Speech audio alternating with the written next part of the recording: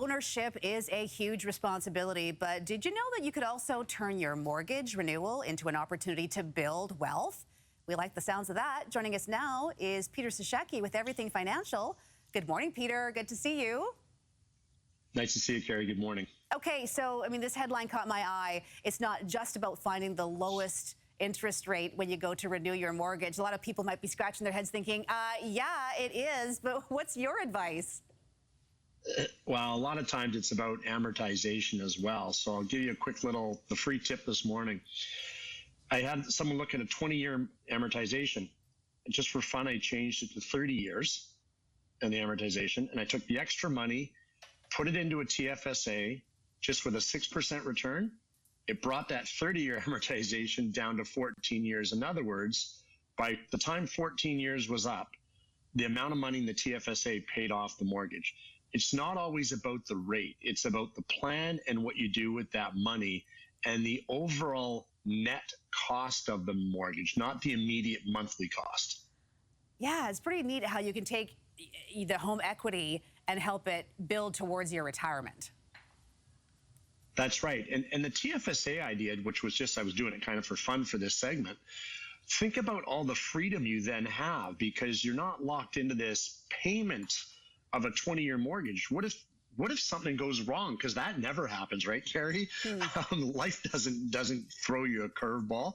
But at least with the money in the TFSA, if something does go wrong, you have access to that money and you have more flexibility with your payment, where if you just strive for lower amortization, it kind of puts those financial handcuffs on you where you don't have the freedom to do other things and you become what?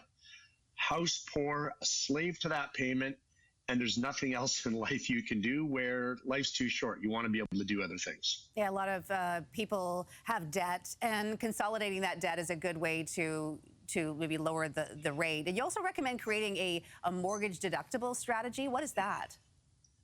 Yeah, people don't realize. Everyone talks about how the U.S., how you get to deduct the interest on your mortgage. It's been legal to do that in Canada since the late 90s. Let's just call it 2000. It was like 98. Now, there's some specific things you have to put in place, but if you can put that into a financial plan where you structure your mortgage, that even if you start to deduct the interest on maybe 25 or 50,000, imagine this, Carrie, you use that tax savings to pay down your mortgage. And we always say the best way to get ahead is use somebody else's money. So imagine this. Use CRA's taxed refunds to pay your mortgage down quicker.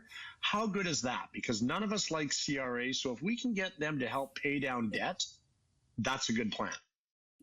It's so funny. You say none of us like CRA, and a lot of people out there, Well, we don't. Well, because we don't like paying them. Yeah, of course, we don't want to give them our money. That's for sure. And the mortgage, we talked about the amortization. It doesn't have to be 25 or 30 years. There is another strategy to build your wealth, and then you have the option to pay it down down the road. Yeah, the way faster. And you mentioned about just quickly incorporating debt.